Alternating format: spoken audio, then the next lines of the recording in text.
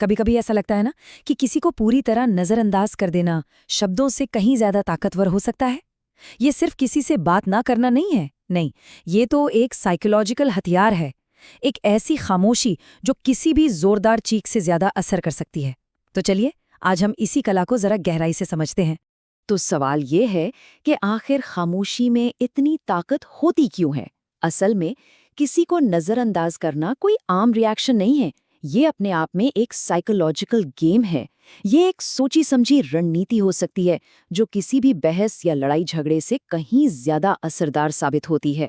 आइए इसे और बेहतर तरीके से समझते हैं। किसी को नजरअंदाज करना एक तरह से खामोश जंग छेड़ने जैसा है। यहाँ ना कोई हथियार है, ना कोई चीख पुकार, सिर्फ एक मनोवैज्ञानिक दांवपेच है जिसका असर किसी भी शब्द से ज्यादा गहरा हो सकता है। देखिए, जब किसी को नजरअंदाज किया जाता है ना, तो ये सीधा उसकी सबसे बड़ी कमजोरी यानी इनसिक्योरिटी पर चोट करता है। दिमाग में ना सवालों का एक तूफान सा उठ जाता है। क्या मैं इतना जरूरी नहीं हूं? मुझे क्यों अनदेखा किया जा रहा है? और बस यही वो अंदर की लड़ाई है जहां से असली साइकोलॉजिकल गेम शुरू होता है। लेकिन कभी सोचा है कि नजरअंदाज किए जाने पर इतना दर्द क्यों होता है? मतलब इतना क्यों चुभता है? इसका जवाब ना हमारे दिमाग के काम करने के तरीके में ही छिपा हुआ है। चलिए इसके पीछे का साइंस समझते हैं। हम सब में ना ध्यान और पहचान पाने की एक बुनियादी जरूरत होती है। ये ह्यूमन नेचर है और साइंस भी यही कहता है। जब हमें कोई नजरअंदाज करता है तो हमारे दिमाग में वही पेन सेंटर्स एक्टिव हो जाते हैं जो किसी फिजिकल इंजरी यानी शारीरिक चोट लगने पर होते हैं। ये बिल्कुल एक इमोशनल थप्पड़ जैसा है जो शरीर से ज्यादा मन को चोट पहुंचाता है। और ये नजरअंदाज किया जाना ना एक मेंटल साइकिल शुरू कर देता है। सबसे पहले कंफ्यूजन होता है, फिर इंसान खुद पर शक करने लगता है और आखिर में ये एक जुनून बन जाता है कि किसी भी तरह से सामने वाले का ध्यान वापस पाना है। मतलब बिना एक शब्द कहे किसी के दिमाग में एक भावनात्मक तूफान खड़ा किया जा सकता है। लेकिन ये रणनीति हमेशा काम नहीं करती। अगर इसे गलत इंसान पर इस्तेमाल कर लिया जाए तो ये दांव उल्टा भी पड़ सकता है और इसके नतीजे काफी खतरनाक हो सकते हैं। नजरअंदाज किए जाने पर लोग अक्सर दो रास्तों पर चले जाते हैं। कुछ तो टूट जाते हैं, उनका सेल्फ कॉन्फिडेंस बिल्कुल खत्म हो जाता है। लेकिन कुछ दूसरे लोग होते हैं जो इस दर्द को ही अपना ईंधन बना लेते हैं।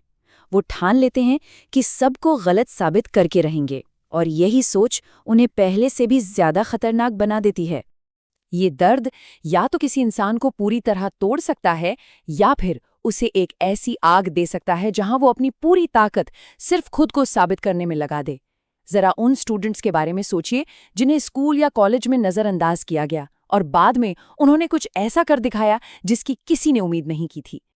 तो अब जब हम इसकी ताकत और इसके खतरों को जान चुके हैं तो सवाल ये उठता है, इस पावरफुल टूल का इस्तेमाल आखिर कब और कैसे करना चाहिए? क्योंकि इसे इस्तेमाल करने के लिए समझदारी की जरूरत होती है।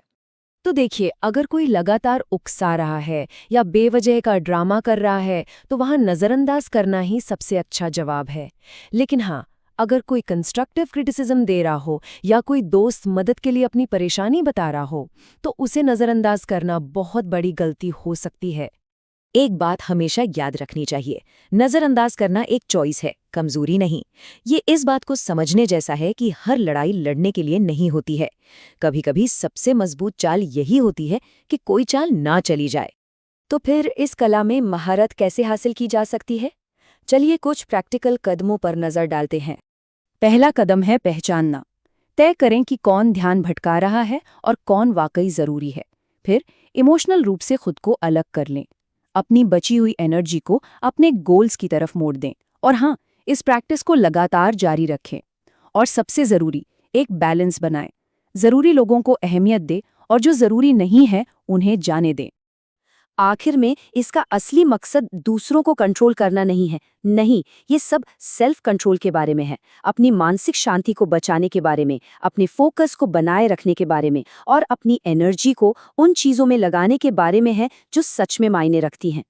और अंत में जरा इस बात पर गौर कीजिए, किसी का भी हम पर कंट्रोल सिर्फ तब तक होता है जब तक हम रिएक्ट करते हैं।